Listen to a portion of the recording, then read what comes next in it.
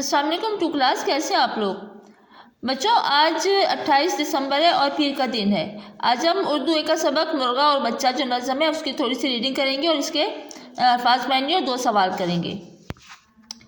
एक बच्चे ने मुर्गे से कहा, प्यारे मुर्गे ये शोर है क्या?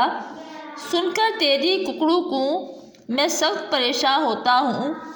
जब तारे छुपते होते हैं सब चैन आराम से सोते हैं, इस वक्त से तू चिल्लाता है, तू इतना शोर मचाता है। बच्चों यहाँ तक रीडिंग है। अब हम इसके अल्फाज मायने और 2 सवाल करेंगे। जी क्लास, अभी हमने मुर्गा और बच्चा की रीडिंग की है, तो हम इसके अल्फाज मायने करेंगे। आपने सेंटर में लाइन लगा दी है, एक तरफ लिखना है अल्फाज, दूसरी तरफ मायने। बा मुर्गी की आवाज़, गाफिल बेखबर, चैन सुकून, अतार फर्माबरदारी, गया बार। बच्चों उसके बाद आपने इसके 2 सवाल करने हैं।